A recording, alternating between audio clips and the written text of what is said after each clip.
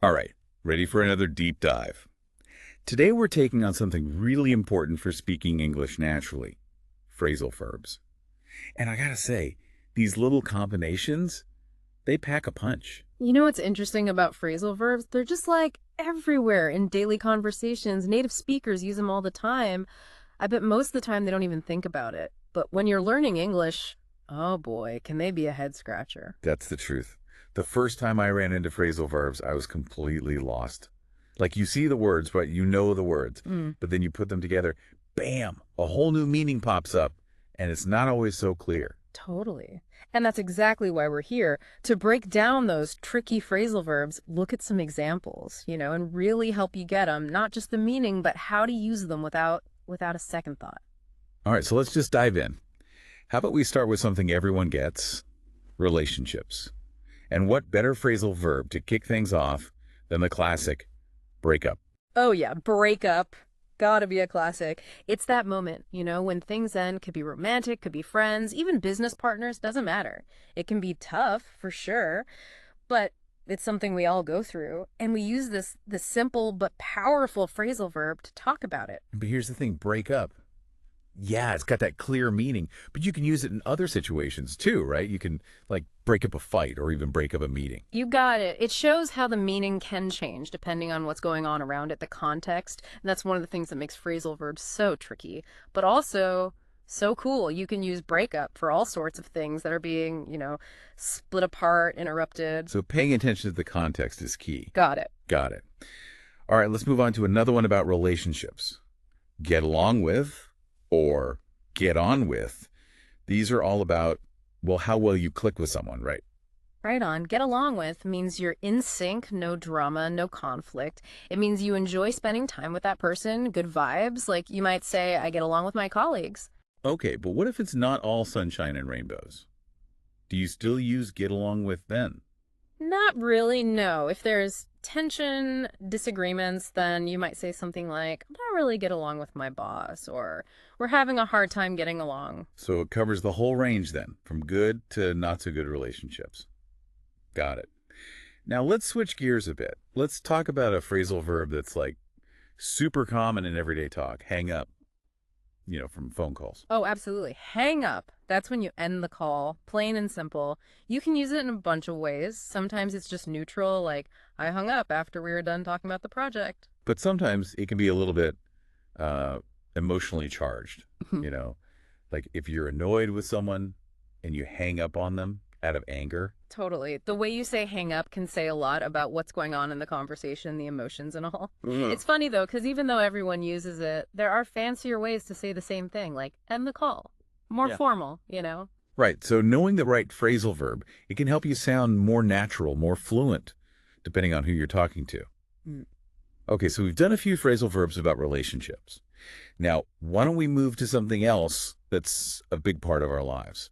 Routines. Sounds good. Routines, they're packed with actions and things we do, and phrasal verbs are everywhere in those. I think a good one to start with is the very versatile pickup. Ah, yes. Pick up. This one pops up all over the place. We pick up groceries, pick up the kids from school, pick up the dry cleaning. The list just goes on and on. So true. Pick up is all about like getting something, retrieving something. We use it so much, it's almost like we don't even notice it's a phrasal verb. But here's what I find so interesting about these phrasal verbs. They can have like multiple meanings depending on the situation. For example, you can also pick up a new skill or a hobby, right? Exactly. You hit the nail on the head. That's a perfect example of how the same phrasal verb can, morph and change its meaning depending on what's being talked about. In that case, pick up means to learn something new. And this is where it can get tricky for English learners. Got to pay attention to the words around it, the big picture, to get the right meaning. So context, context, context. Okay, what about drop off? Seems like the opposite of pick up in a lot of ways, right? You got it. Drop off is all about leaving something or someone at a specific spot. Drop off the kids at school, drop off packages at the post office, drop off friends at the airport, you name it. It's amazing how these little phrasal verbs can cover such a wide range of things we do every day.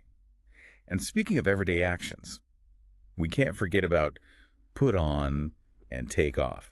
Now, before you think we're suddenly talking about fashion shows, let me clarify. We're talking about getting dressed. Haha, exactly. Put on means to, dress yourself in something, whether it's a shirt, a jacket, shoes, anything.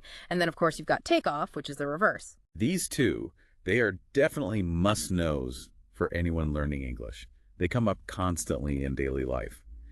And while they might seem pretty straightforward, it's important to know they can also be used, well, in a more figurative way, not just about clothes. Absolutely. Like you might hear, the plane's about to take off, or the business really took off after that new product launch. In these examples, take off still has that idea of movement, leaving, but it's not literally about clothes anymore. That's a great example of how phrasal verbs can add a little something extra to the language. They help you express things in a shorter, more colorful way. Okay, let's wrap this first part of our deep dive with one more phrasal verb that's super common in our routines: throw away. Throw away. That's all about getting rid of stuff you don't need or want. It could be anything: trash, old clothes, even old ideas. Love that. Throw away. There's a sense of finality to it, letting go of things that have served their purpose. And that, my friend, is the end of part 1 of our phrasal verb exploration. We've only just scratched the surface, but hopefully you're starting to see how these little word combos play a big role in everyday English. Definitely. Can't wait to see what we uncover in part 2. All right, welcome back. Ready for round 2 of phrasal verb fun, because we've got a whole new set to dig into. Well, I'm ready. I'm actually starting to, enjoy these phrasal verbs. Like, they're these little puzzles to crack. What category are we going for this time? Let's switch gears and talk about actions, making progress, that sort of thing. These phrasal verbs are all about decisions, taking the reins, and moving forward, even when things get a bit bumpy. Ooh, I like that. Taking action, let's do it. What's the first one we've got? How about call off? This one's super handy when plans change. Like, imagine you've got this big outdoor thing planned, barbecue, party, whatever, but the weather, oh man, it decides to go south. So you might have to call off the whole thing, keep everyone dry and safe. Been there, done that. Rain can really mess things up. But, sometimes even when things are tough, you just got to keep going, keep pushing. Which brings us to, I guess, carry on, right? Exactly. Carry on is all about, resilience. It's about not giving up even when there are obstacles or things try to hold you back. It's that inner strength helps you push through those challenges, stay focused. Yeah, that voice in your head saying, come on, you got this. Okay, so we've got canceling plans, persevering. Now, what about hitting the reset button, fresh start? Is there a phrasal verb for that? Oh, for sure. Do over. That's the one. It gives you permission to try again. It acknowledges that sometimes the first try, it's not always perfect. And that's okay. We can just do it over and hopefully learn from those missteps. I love that. We all need a do-over now and then, like a mental refresh button, see things with a fresh perspective. Speaking of fresh starts, though, sometimes a fresh start also means knowing when to let go. And that, I guess, leads us to give up. Ah, yes, give up. It's a bit tricky, this one, because it often has, a negative feeling to it. But sometimes giving up is the smartest move. It's recognizing when something's not working or when it's time to focus your energy somewhere else, something new. It's about picking your battles and focusing on what really, really matters. Yeah. Okay, so we've got canceling plans, we've got persevering, starting over, and knowing when to let go. What about when you need, the go-ahead, permission to move forward? Is there a phrasal verb for that, too? Absolutely. Go ahead. Simple as that. It's like giving someone the green light, saying, yep, you have my permission, go for it. It's like opening a door and saying, step right through. Okay, so we've talked about making decisions, taking charge, giving permission. What other action-packed phrasal verbs do we have? How about one that might make you think of childhood? Grow up. But it's got some interesting uses in the adult world, too, Oh, I can already see where this is going. We've all had those moments when you just want to tell someone to grow up, because they're acting a bit childish. Yeah, exactly. You can use grow up in a playful way to tease someone or in a more serious way when you're frustrated with how they're behaving. Mm-hmm. But got to use it carefully because it can also sound, condescending or mean. Right. Got to be mindful of the tone and the context. Speaking of context, let's move on to a phrasal verb that's all about, patience. Hold on. Hold on. It's like asking someone to pause just for a sec. Maybe you're on the phone and need to grab something, or you're trying to, I don't know, cross a busy street and need someone to stop. It's like a mini pause button for conversations or for life. Okay, we've got patience. Now let's talk about, well, keeping up. What about the phrasal verb keep up? Keep up. That's all about staying on track, matching the speed, the level of others, often used when we talk about progress, like in your studies, your job, even your, fitness goals. Right. It's that encouragement to keep pushing, to not fall behind. We've covered perseverance, patience, keeping up. What other action-packed phrasal verbs do we have left? How about one with a more caring vibe? Let's talk about look after. Look after. Yeah, it definitely feels like responsibility, taking care of someone or something like, can you look after my plants while I'm away? Exactly. Look after. You can use it for people, for pets, plants, even your stuff. It's all about making sure they're safe and sound. It's a nice phrasal verb. Captures that feeling of care. Okay, let's move on to one that's a bit of a chameleon. Make up. Make up. Now, this is a fun one. It can mean so many things depending on what you're talking about. We make up our faces. With makeup, we make up stories, excuses, and we even make up after an argument. Wow, that's a lot of meanings packed into one little phrasal verb. It's like a chameleon, changing colors depending on where it is.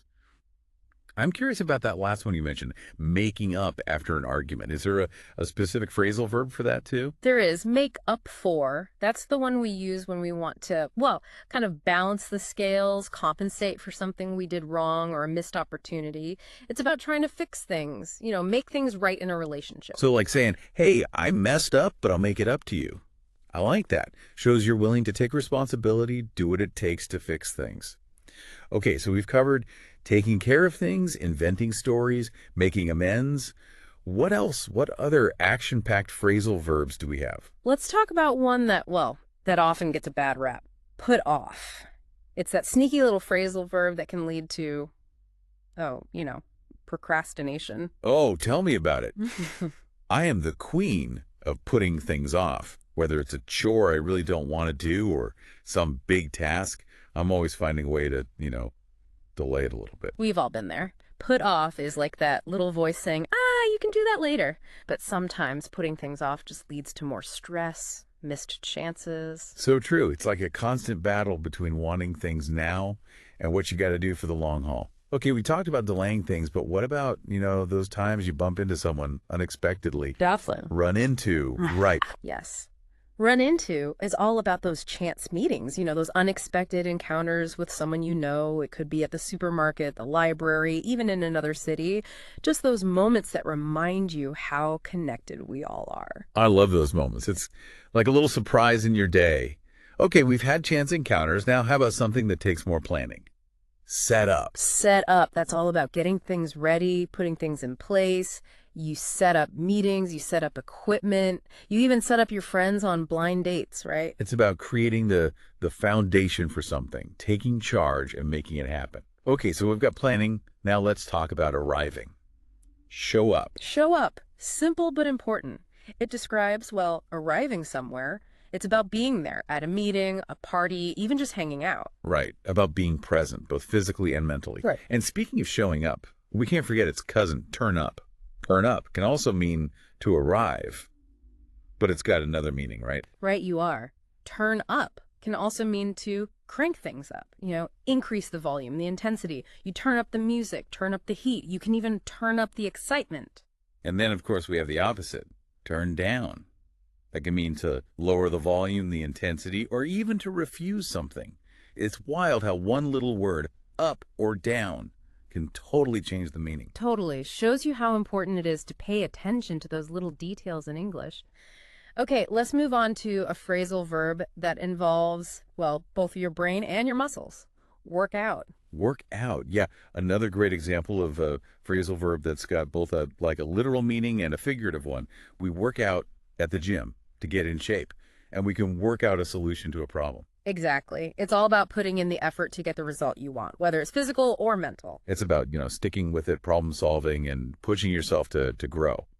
Okay, let's wrap up this action-packed exploration with one last phrasal verb, one that's all about finding that peace, that balance. Calm down. calm down. It's a gentle reminder to, take a breath, relax, and find your center.